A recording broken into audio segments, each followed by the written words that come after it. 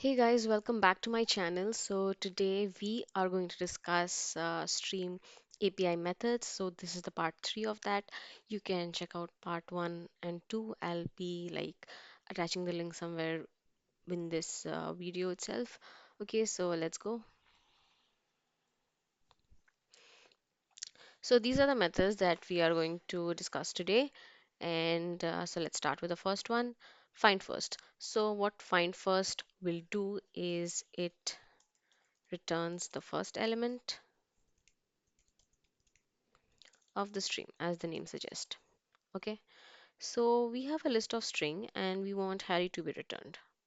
So what we will do is name list dot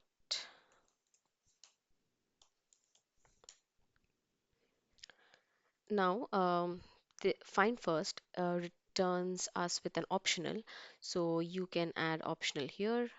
That is, we can do this, then that error won't be coming up. Let's print it, and we get optional Harry. So if you don't want optional Harry, there's one more thing that you can do. We just want a string. So this error is coming because it is expecting an optional, and we can also do a dot get. If we do this, then we'll just have Harry come up. Okay, moving on. Next one.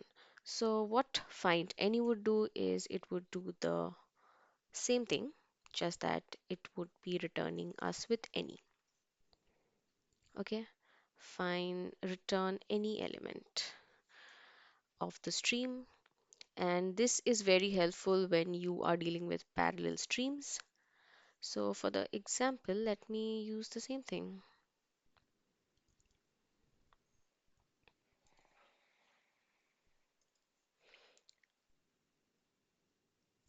Any name. So it should just give us any name. Okay. Dot get.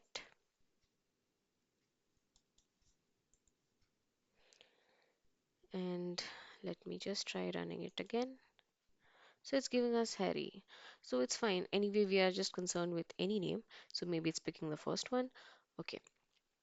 So the next one which we have is max.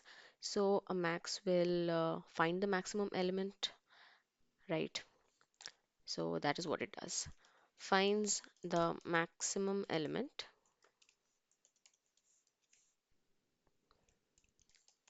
according to a comparator. So we also have a list of numbers or integers here, 1, 2, 3, 4, and we want to print 4 as that is the maximum.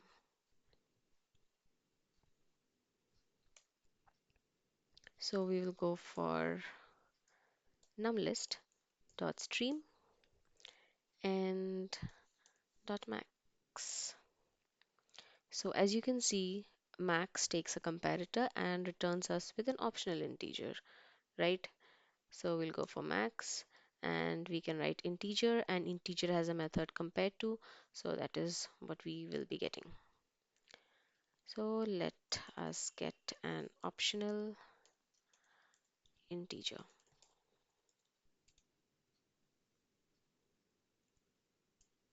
max.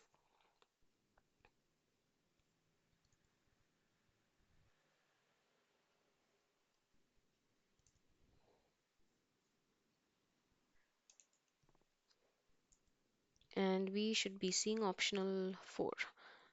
Same thing, we can use a dot get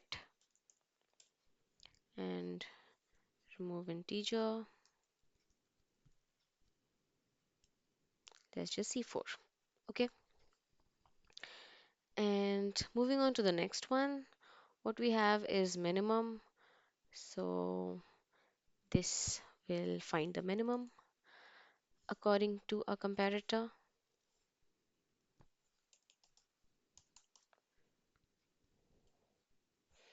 Again, let's use the same example with some changes. Min min, and again min. So this is what will be running now. So we should see 1. Yeah, and we get 1. Okay, moving on to toArray. So what toArray does, it converts the stream into an array.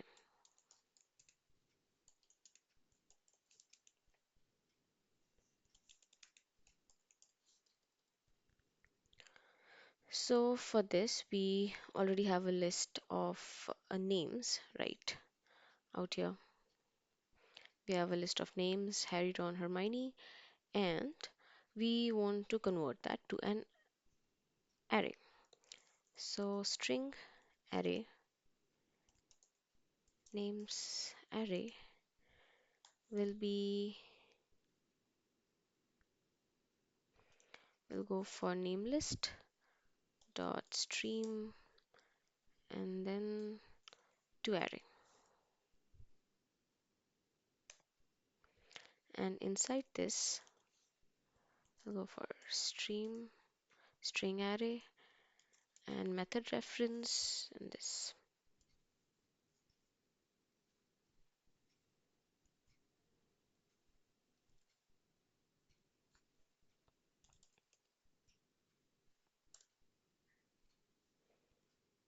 Let's run this.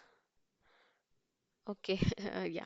For string array, you have to do something like this.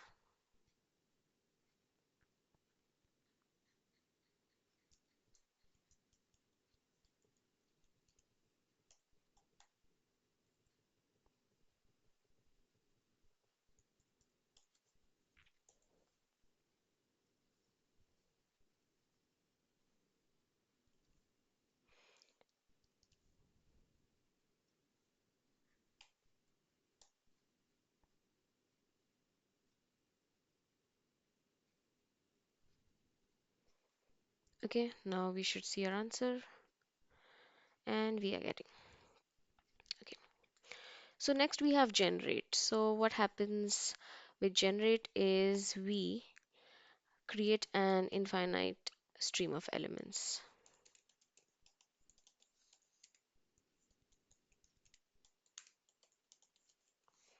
Okay. Now, how we do that is suppose we want to get random numbers. Okay. So we want to go for random numbers. So this is what we will get as our return type and random numbers. So we go for stream dot generate math dot random. Okay. Now random number which we are generating, we want to print certain numbers, and because it will create an infinite stream, it will keep on creating the numbers. So we need to use a limit. Okay, that's important because we don't want to see unlimited numbers, we want to see limited numbers. So we will set a limit and do this. So let me run this.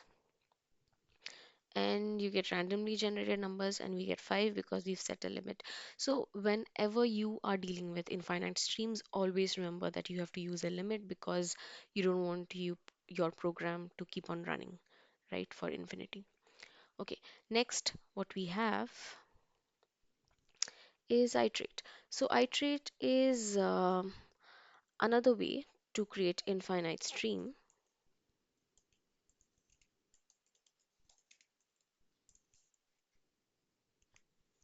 by actually an iteration happens and a function is also there in the picture.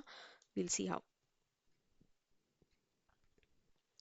So suppose we have stream of integer, means this is what we are expecting. Let's call it num. And what we will do is we want to create an infinite stream. So we will do stream.iterate and I'll give a 0 here and my function will be n plus, let's make it 2. Okay, to get all the even numbers. And I want limit 5. Okay, now yeah, num dot for each. Let me comment that for each. And so what I'm doing here is a function. I am interested in creating an infinite, uh, stream, but based on this particular function.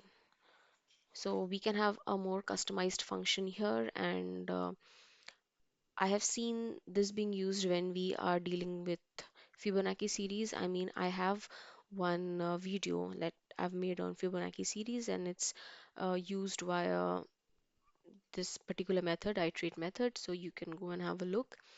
And let's see the output for this. And we are getting the output. So you can do any manipulation. Maybe I want to see all the multiples of 7, and that is what I'm seeing, 0 to 8, 0 to 28, because I started with 0, so 0 also has to be considered. Okay, now moving on. For off. So off is basically something which creates a stream from a set of value.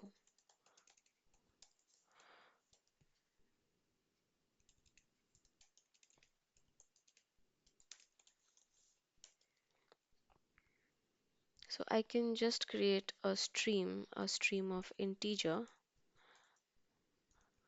or a string. Okay, let me call it stream, and I just have to use stream dot off, and I can write a b and c, anything random, whatever you feel like. And if you want to print it, you have to use for each, right? Because if you try to print the stream, you won't get anything, useful out of that. So it has to be like worked on by a ternary operation, that is for each. And now if we run this, I'll see ABC. Okay. Now moving on to the next one, concat.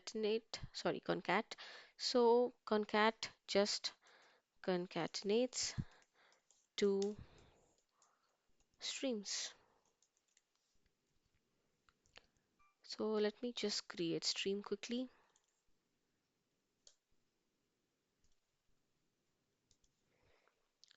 Let's call it stream 1 and stream 2.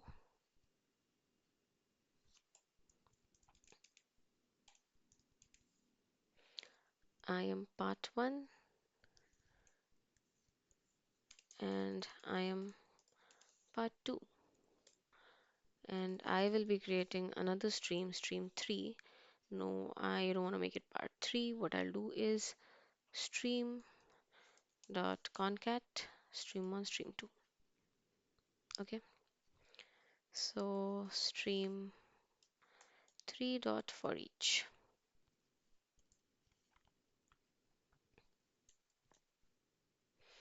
I am part 1 and I'm part 2.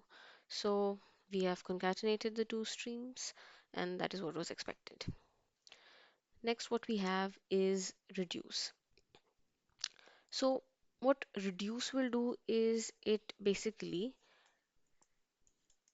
reduces the element to a single value.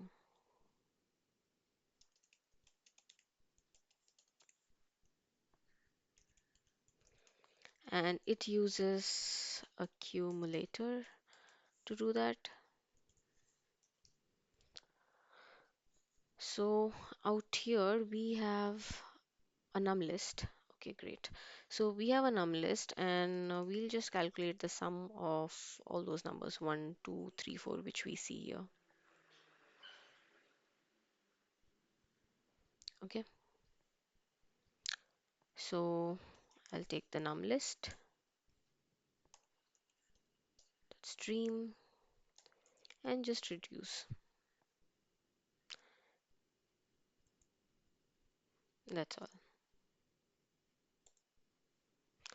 And I should see a sum. Okay, I did not comment this. And I should see 10, which is the sum of 1, 2, 3, 4.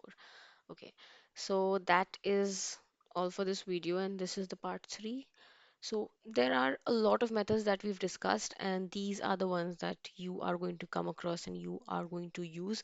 So it's better to be handy and to understand the functionality of each. So hoping you understood this video, all the three, I mean, and let's catch up in the next video.